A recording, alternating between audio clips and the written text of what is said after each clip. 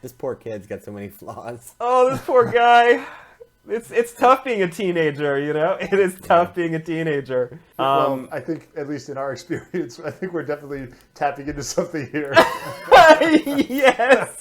Yo, what's up, everyone? My name is Emilio. That is Christian, and this is Let's Roll Characters. And now, as you can tell from my very fancy shirt, this is not going to be your average episode. So, Christian, what is the deal today? Well, Emilio, we have a guest with us, back again on Let's Roll Characters. We have Eugene Marshall of Arcanist Press, who is going to be joining us as a guest roller today for whatever this character is that we come up with. Hey, Eugene. Hey guys, looking forward to rolling characters. All right, Christian and Eugene, are you ready? Yes. Ready? Yep. Then let's roll characters. Boom, boom, boom, boom, boom, boom, boom, boom. So normally we would have Emilio rolling for ancestry, culture, class, background, and gender. But today, Eugene, as our guest, you will be our roller. Please roll us a D10 for ancestry. 1. Oh! This will be our first dragonborn ancestry. Yes. That's Oh, interesting. fun! Okay. Excellent. Oh, I'm so glad we have a guest to stop rolling elves and dwarves. Yes, exactly. Okay, Eugene, roll us a D10 for culture, please. All right, same die. Here we go. Yo. 8. Tiefling culture, dragonborn ancestry. Please roll us a D12 for class. All right, my big fat D12. A 1 again. I roll poorly. I roll a lot of 1s. Actually, this is great. This is our first barbarian. All right, so next one is a D20 for background, please. Ooh. All right, here we go. A 1. Are you serious? Wait a minute. When I'm rolling for myself, not as a DM, I'm dice cursed. I have like Oh, the little man. curse. There are no curses with Let's Roll Characters. You have rolled us an acolyte. All right, so I'm a barbarian dragonborn. Okay, wow. All right. And then the last one is a D4, please, for gender. All right, I guess I should have warmed these dice up, right, beforehand. It's a 1. You are serious! What a I'm surprise. serious. Wow! All right, this is a male character. Eugene, what are your initial thoughts on this character? So let's see. Dragonborn, they grew up in a community of tieflings. Yes, although one thing we've been playing it with is that they could have grown up among Dragonborn and then somehow later in life kind of joined a tiefling community. So it doesn't necessarily have to be grown up with tieflings. How about, because of the acolyte background, I'm going to say that the Dragonborn was adopted into a monastery of tiefling monks. And became an acolyte, but has anger issues. And so left the monastery to find their birth family. You know, one of the things that I think is really fun to think about when we're coming up with characters is, you know, so especially when we have these sort of distinctions between ancestry and culture and background and that sort of thing, it's like, what was the transition point between one and the other? And so I like your thought already about sort of, okay, they were adopted into a tiefling monastery. Though we could flesh that out too. We could say, what were the circumstances under which they were sort of left on the step of this monastery, right?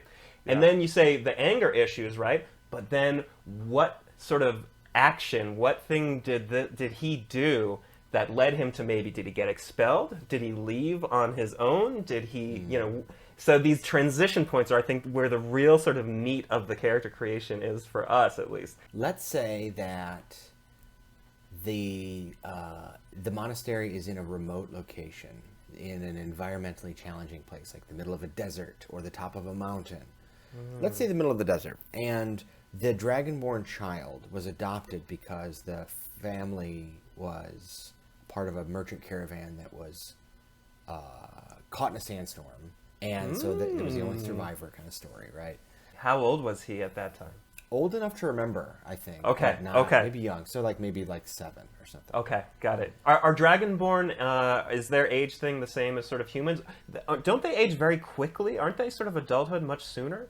They might hit adulthood a little faster, but they live, I think, almost as long as people. As, Okay, yeah, I think they humans. have the same, yeah.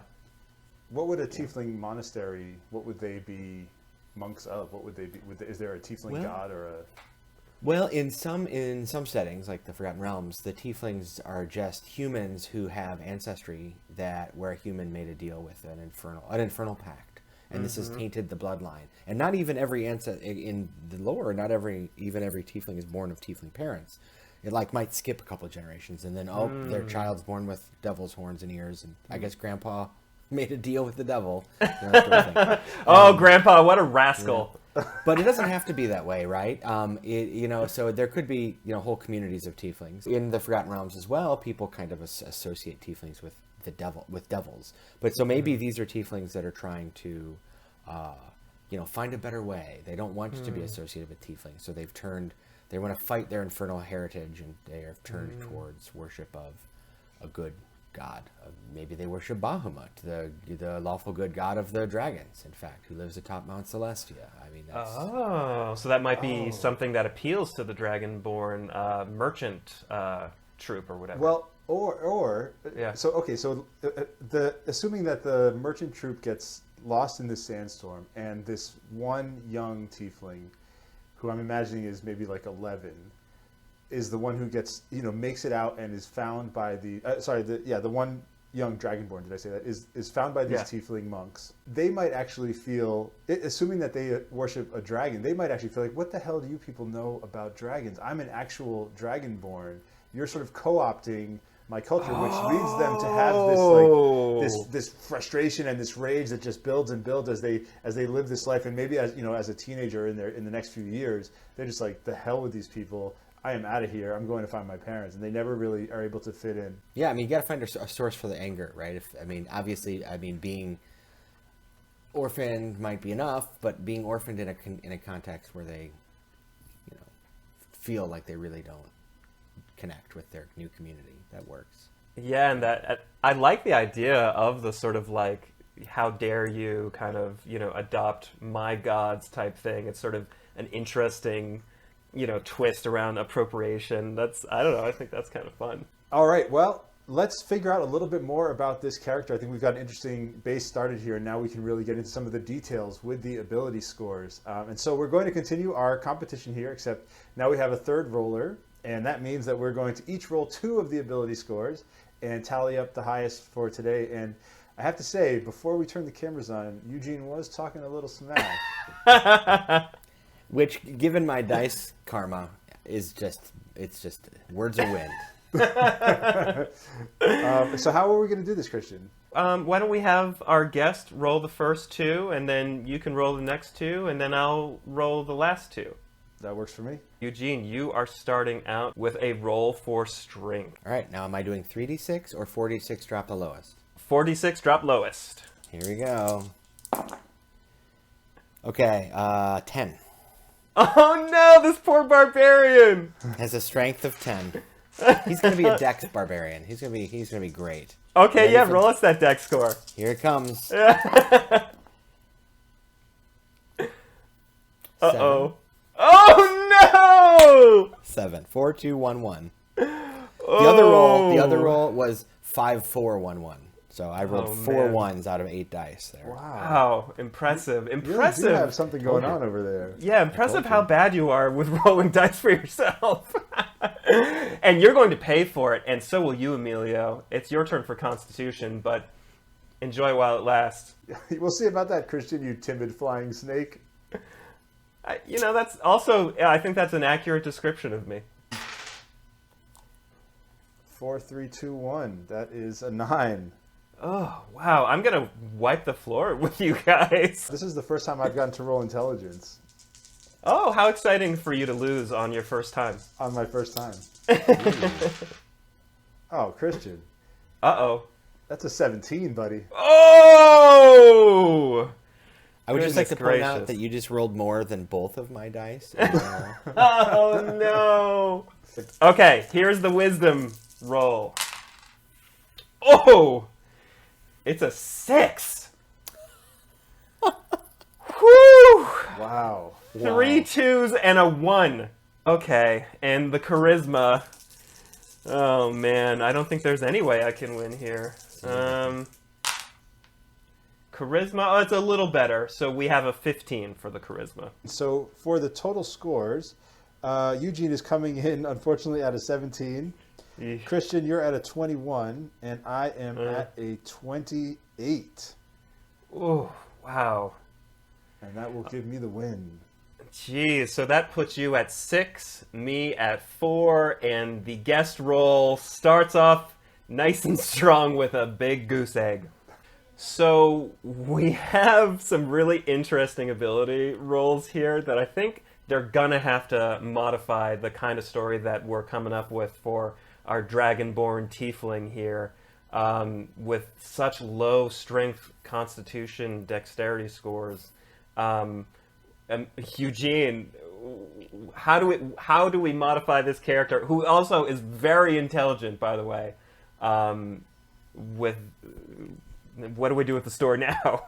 Well, I mean, Emilio mentioned before that this character, you could imagine this character getting upset as a teenager, and I think we need to lean into that, right? So this is a scrawny teenage dragonborn that actually isn't fully going through maturity yet, whatever age that is. So this is like a pubescent dragonborn. So he's still kind of scrawny, right? He hasn't fully grown into his body. Lanky.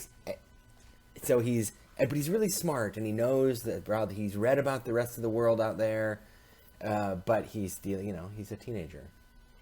That sounds like teenager stats to me. Smart, Yeah. really low wisdom is Yes. the lowest stat. Yes. But he's a he's a charming guy, but no, he's not so strong yet, and he's angry. I kind of like the idea that he may have even come up in a religious dragonborn family, that this dragonborn family was making a pilgrimage across the sands to this tiefling temple that worships a dragon. This is just something that was interesting, or that they wanted to become a part of, or they wanted to learn more about. And so he may have already had this background of study and religious knowledge. And then when he got to the temple, maybe he realized that religion wasn't what he thought it was, or that these people practiced it in a completely different way, and that led to some confusion, frustration, something along those lines. Maybe he learned the proper burial rituals for dragonborn, Oh. and the tiefling monks did not follow them. Oh, and his family would have been potentially, buried, or laid to rest by these monks. That could have been the initial kind of act that caused him to see things differently. Yeah, I really like that as sort of whatever that he finds out that they practice funeral rites incorrectly according to sort of his sort of beliefs, and it causes him to have, I don't know, like a teenage tantrum to the extent that he like hulks out and leaves this place. Is that what we're saying? That could have been the start, right? And then he just Okay. started seeing the divides everywhere, right? Where he didn't notice them before, right? How different, he feels. Once you start feeling different in a place, it might be, you notice more. Yeah, that sort of absolutely. initial sort of feeling like unwelcome, or his culture being misused. It just sort of, he just starts seeing everything else kind of pop up. All right, so we're starting to get a feel for our dragonborn friend here. And so now we got to take a look at some class characteristics, in particular the proficiencies. So for his acolyte background, he's going to get insight and religion. And we're going to need to come up with a couple more for the barbarian class. So let's take a look here and see what we think. We've chosen nature and intimidation from his class skill proficiencies. Yeah, in the intimidation, we were thinking, he's got this seething, brooding sort of anger.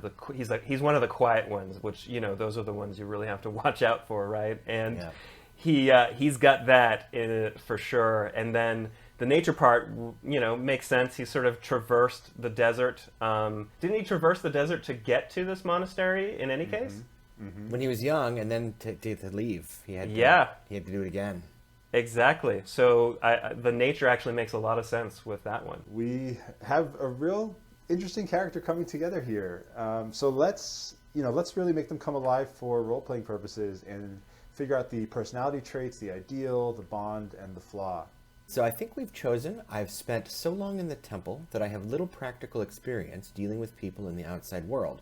And this makes sense because this character had been growing up in this monastery, this remote location, and only just left. So it probably stands to reason that they would indeed be kind of marvel at the outside world upon arrival.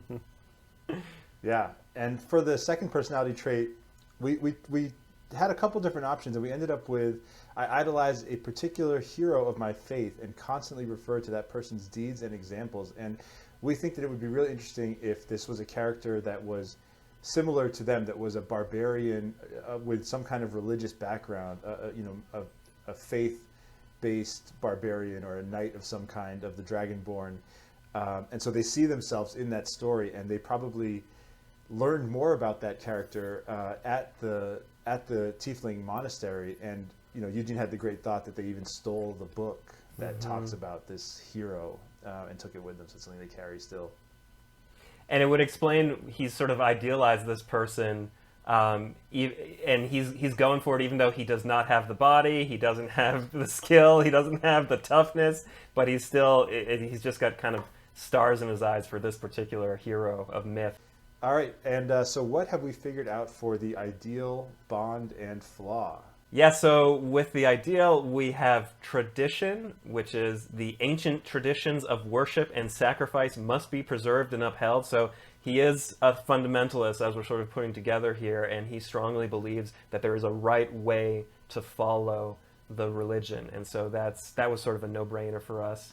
Then we have for the bond, we wanted to throw in a little inner turmoil conflict where he really actually does feel something for a particular tiefling priest in the monastery. So his bond is, I owe my life to the priest who took me in when my parents died. And so he left, and he was angry, and maybe he left in anger when it really came down to it, but he still has this sort of place in his heart for the one who saved him.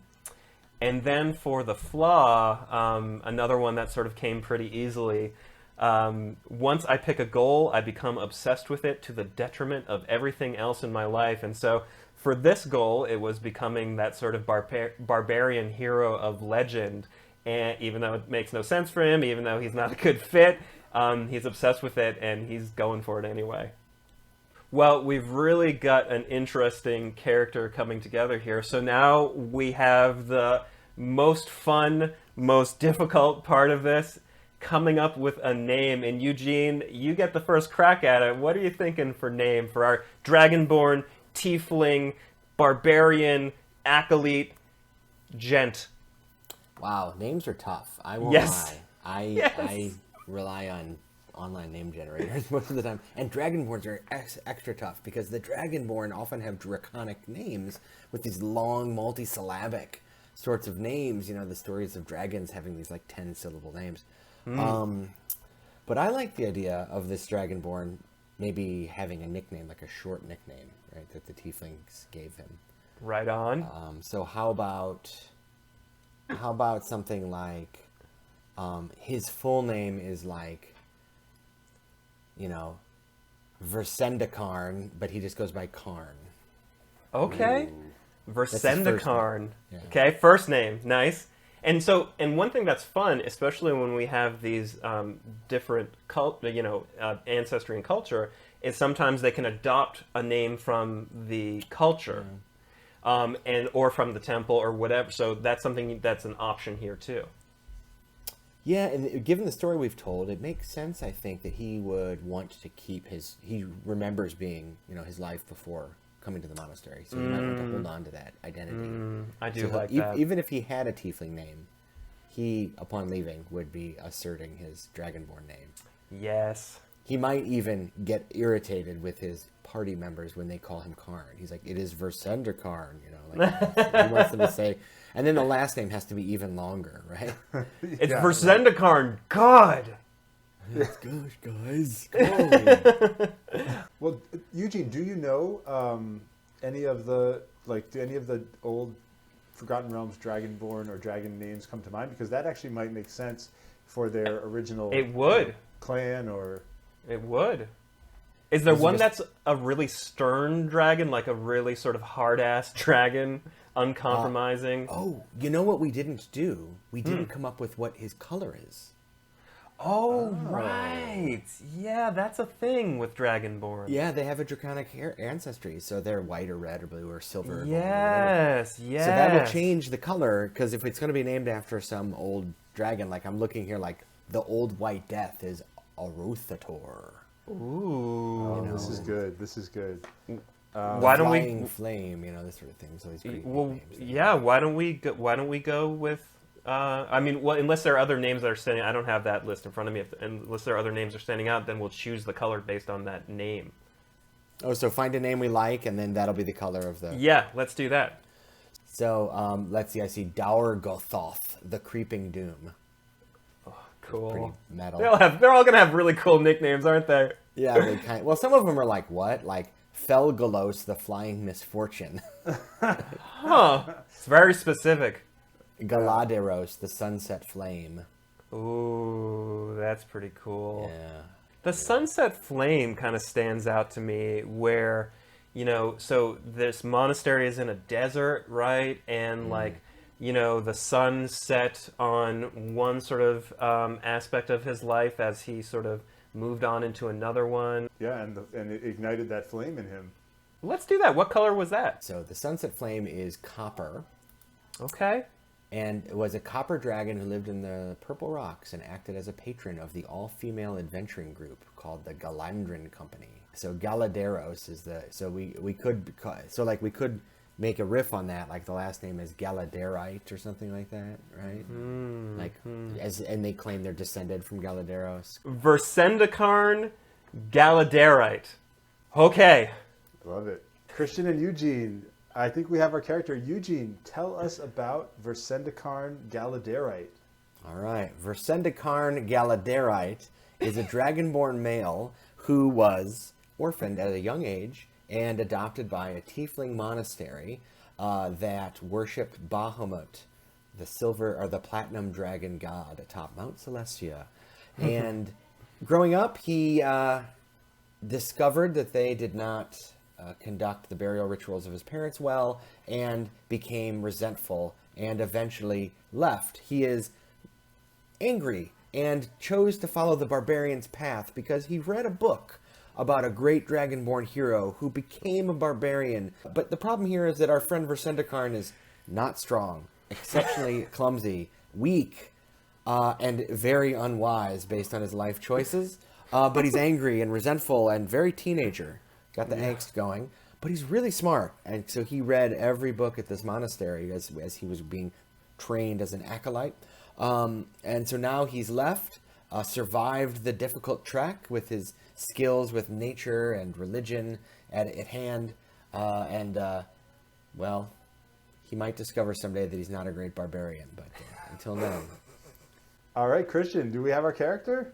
Yeah, we do, thanks to Eugene and you. If you want Versendakarn Galadaerite in your game, you can go ahead and click the link below for the PDF. Awesome. And as always, if you enjoyed Let's Roll Characters, please do like and subscribe. Leave us a comment. Let us know what kind of characters you'd like to see us bring to life in future episodes. And Eugene, why don't you tell us one more time about what you have going on? Thank you. I am the co-owner of Arcanist Press, and I'm fulfilling my Kickstarter Ancestry and Culture, an alternative to race in 5th edition right now. I'm also the lead writer for Sigil Entertainment with all kinds of fun things going on, including a Twitch stream. So, yay. Yeah, and we'll have all the links to that below as well. And thank you for watching. Now go play some D&D. Boom, boom, boom, boom, boom, boom, boom, boom, boom. Characters, gonna roll characters. Clomrosh Maruarth. Alice Clairben Bastos. Diambathurded. Duralubaru. Adamanrondor. Gura Lura Dora Fonda. Clomrosh Kmaruth. That sounds like Versendakarn to me.